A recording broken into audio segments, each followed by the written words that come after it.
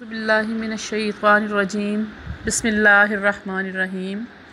अस्सलाम वालेकुम अज़ीज़ तालिबात, अब हम अपने सबक मनाक़िब उमर बिन अब्दुल अज़ीज़ का दूसरा हिस्सा जो है उसको शुरू करेंगे। यानी हमने सबक की जो तशरीह शुरू की थी हम उसको जारी रखेंगे।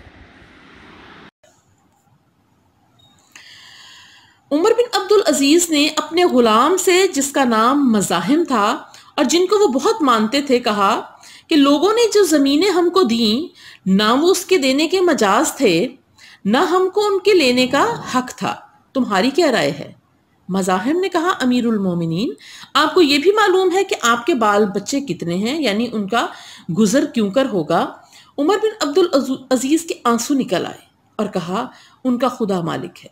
ये कहकर घर में चले गए। मज़ाहिम वहां से उठकर अब्दुल मलिक यानी फर्जंदे उमर बिन अब्दुल अजीज़ के पास गए और कहा, बड़ा गज़ब हुआ चाहता है। उमर बिन अब्दुल अजीज़ तमाम ख़ानदानी जागीरों से दस्तबरदार होना चाहते हैं, लेकिन मैंने उनसे कहा है कि अपनी औलाद का लिहाज कर लीजिए। अब्दुल मलिक ने कहा, अस्तग़फिरुल्लाह, तुमने बहुत बुरी राय दी। ये कहकर अब्दुल मलिक उमर बिन अब्दुल अजीज़ के पास गए।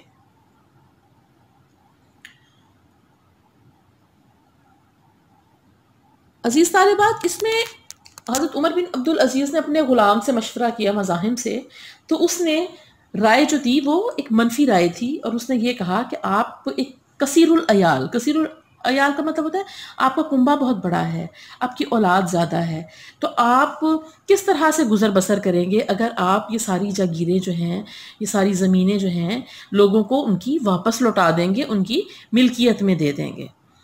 तो हज़रत उमर बिन अब्दुल अजीज़ का जवाब ये था कि उनका खुदा मालिक है। और मज़ाहिम जो है, जब उसको ये पता चला तो वो फ़ौरन उनके बेटे हज़रत अब्दुल मलिक के पास गया और जाकर ये बताया। तो अब्दुल मलिक खुद भी एक बड़े नेक शख्स थे जो हज़रत उमर बिन अब्दुल अजीज़ के बेटे थे। उन्होंने ये कहा कि अगर मेरे वालिद ने ये फ़ैसला किया था तो तुमने मशवरा जो है वो मनफी क्यों दिया?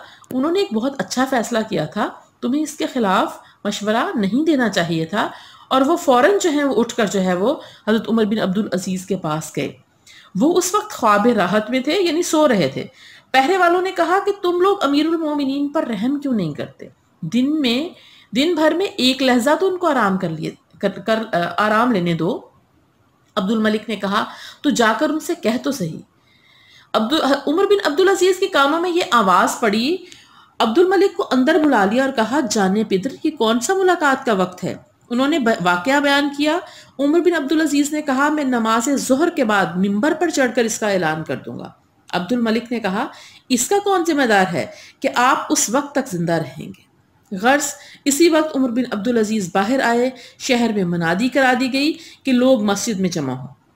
उमर बिन अब्दुल अजीज़ ने मिंबर पर चढ़कर कहा, साहिबो, मैं इन तमाम ज़मीनों को जो लोगों ने हमारे ख़ानदान को दी थी वापस करता हूँ, क्योंकि देने वाले को ना देने का हक था ना हमको लेने का। ये कहकर जागीरात की जो सनदें थीं संदूक से निकलवाई और कैंची से कुतर कुतर कर उनको फेंकना शुरू कर दिया। ये जागीरें कुछ यमन में थीं और कुछ जागीरें जो हैं वो यमामा में थीं। यमन जो है वो अरब का एक कदीम मुल्क है और यहाँ पर 7वीं सदी में लोग जो हैं वो मुसलमान हुए। और इसके अलावा चूँकि हज़रत उमर बिन अब्दुल अजीज़ को उनके बेटे ने ये मशवरा दे दिया कि आप जाकर ऐलान कर दें और इंतज़ार ना करें, क्योंकि इंसान की ज़िंदगी का कुछ पता नहीं कि इंसान की ज़िंदगी जो है वो किस वक्त ख़त्म हो जाए। तो इसलिए इंसान जब किसी अच्छे काम का फ़ैसला करता है तो इसमें उसको ताख़ीर नहीं करनी चाहिए, बल्कि उसको फ़ौरी तौर पर जो है उस पर अमल करना चाहिए और कर गुज़रना चाहिए, ताकि ऐसा ना हो कि वक्त उसके हाथ से निकल जाए और वो उस पर अमल ना कर सके। तो इसलिए आपने मिंबर पर चढ़कर ऐलान कर दिया और कहा कि जो हमारे ख़ानदान के पास जो जागीरें थीं, जो ज़मीनें थीं, हम वापस करते हैं।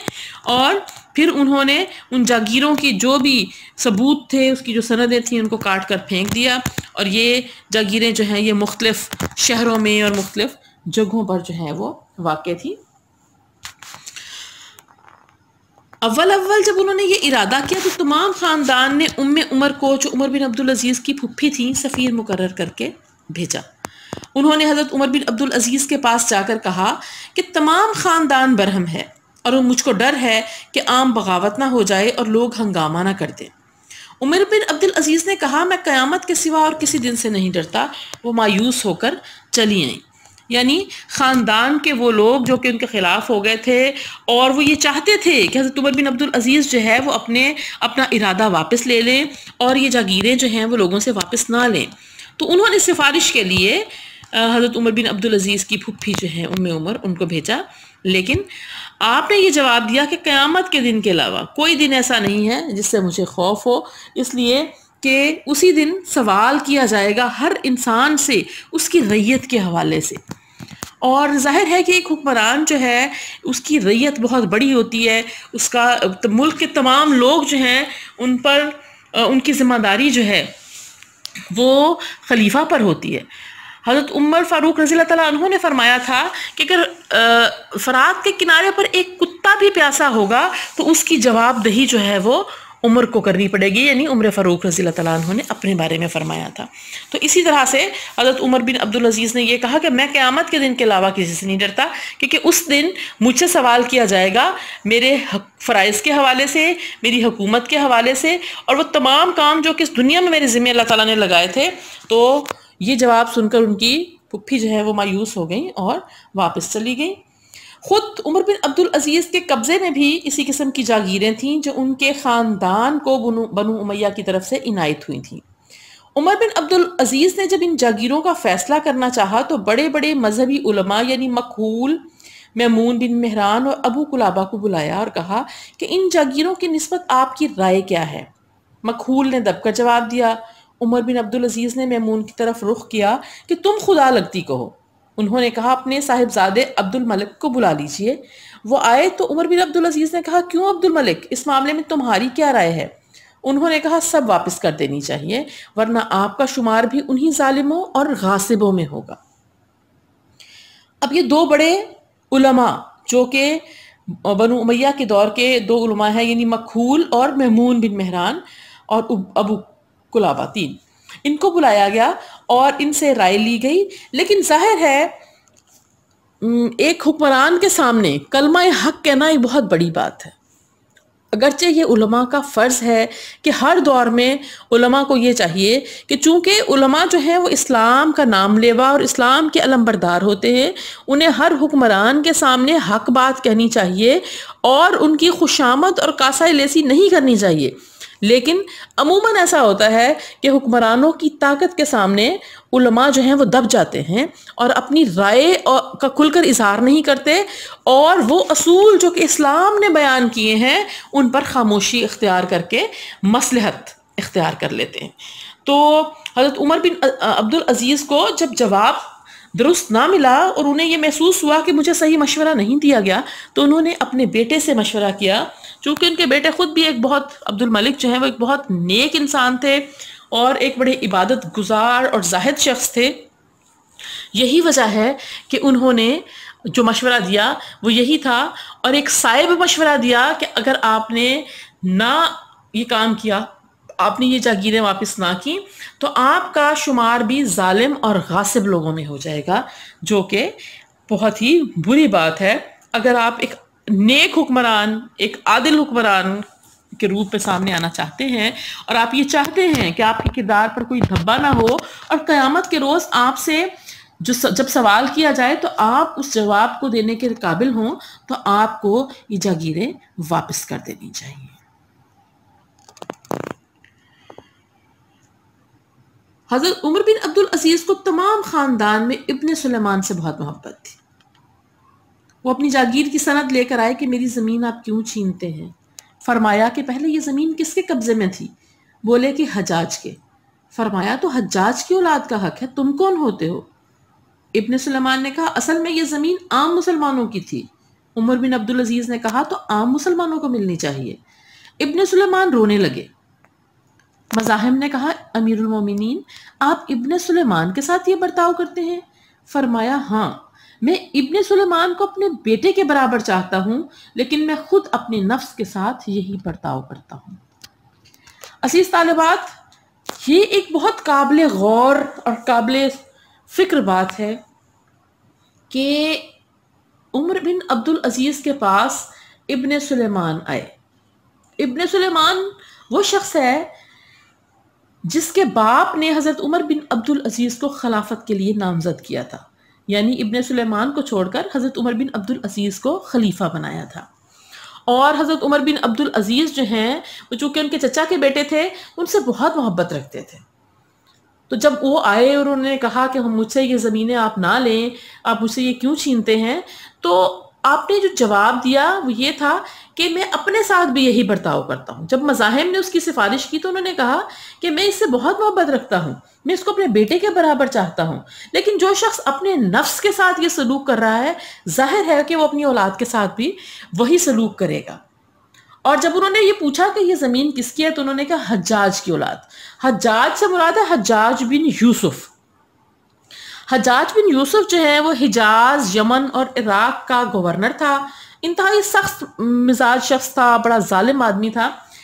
اس میں کوئی شبہ نہیں ہے کہ ایک دو اچھے کام بھی اس سے ہوئے، لیکن اگر دیکھا جائے تو وہ ایک بڑا ہی سخت مزاج اور ظالم قسم کا انسان تھا۔ تو وہ کہتے ہیں کہ یہ اس کے قبضے میں یہ ساری زمینیں تھیں، کیونکہ وہ گورنر تھا تو ظاہر ہے کہ اس نے ان چیزوں پر قبضہ کیا ہوا تھا۔ اور جب حضرت عمر بن عبد العزیز نے کہا کہ یہ اس کی اولاد کو ملنی چاہیے، تو پھر ابن سلیمان نے یہ کہا کہ اصل میں تو یہ عام مسلمانوں کی زمین ہے جس پر حجاج نے قبضہ کیا ہوا تھا۔ تو نتیجہ یہ ہوا کہ نہ تو یہ زمین ابن سلیمان کو ملنی چاہیے، نہ حجاج کو ملنی چاہیے، بلکہ یہ زمین عام مسلمان جو کہ اس کے مالک ہیں ان کو واپس لوٹا دینی چاہیے۔ بنو امیہ کے دفتر اعمال میں سب سے زیادہ قوم کو برباد کرنے والا یہ واقعہ ہے کہ انہوں نے آزادی اور حق گوئی کا استحصال کر دیا تھا۔ استحصال کا مطلب ہوتا ہے جڑ سے اکھاڑ دینا، کسی چیز کو کی بنا، اس کی بنیاد کو ختم کر دینا۔ اب ظاہر ہے کہ جب سے خاندان بنو امیہ کی حکومت شروع ہوئی تھی، ایک سلطانیت، ایک ملوکیت کا آغاز ہو گیا تھا۔ وہ جو اسلامی خلافت ہے وہ بہت پیچھے رہ گئی تھی، اور وہ حکومت کے اندر وہ تمام خرابیاں آ گئی تھیں جو کہ بادشاہت کے اندر ہوتی ہیں، یعنی اپنی اولاد کو حکمرانی دے دینا، نسل در نسل حکمران بنتے چلے جانا، اس کے علاوہ اپنے قریبی لوگوں کو نوازنا، ان کو خوش کرنا، اور عام لوگوں کے ساتھ جو ہے وہ ایک امتیازی سلوک رکھنا، ان کو ان کی سوچ اور ان کی فکر جو ہے اس کا اظہار نہ کرنے دینا۔ یہ سب سے بری بات یہ تھی کہ بنو امیہ میں باقی برائیوں کے ساتھ ساتھ یہ برائی بھی آ گئی تھی کہ وہ کسی کو بھی حق بات کا اظہار نہیں کرنے دیتے تھے۔ اور وہ کہتے ہیں کہ عبد الملک نے تخت پر بیٹھ کر حکم دیا تھا کہ کوئی شخص میری کسی بات پر روک ٹوک نہ کرنے پائے، اور جو ایسا کرے گا وہ سزا پائے گا۔ اب ظاہر ہے کہ حکمران کے سامنے کلمہ حق کہنا ویسے بھی مشکل بات ہے، لیکن اگر حکمران جو ہیں وہ بہت سخت ہوں اور وہ یہ کہیں کہ اگر کوئی شخص جو ہے وہ ہمارے سامنے روک ٹوک کرے گا تو اس کو سزا دی جائے گی، تو ظاہر ہے کہ عام لوگ جو ہیں ان کی زبانیں جو ہیں وہ بند ہو جاتی ہیں۔ لیکن عرب جو ہے وہ ایک ایسی قوم ہے جن کے بارے میں یہ کہا جاتا ہے کہ ان کا زبان و بیان بہترین ہے، اور اس کے علاوہ ان کے اندر حق گوئی اور بے باکی موجود ہے، یہ ان کی نسلی خوبی ہے۔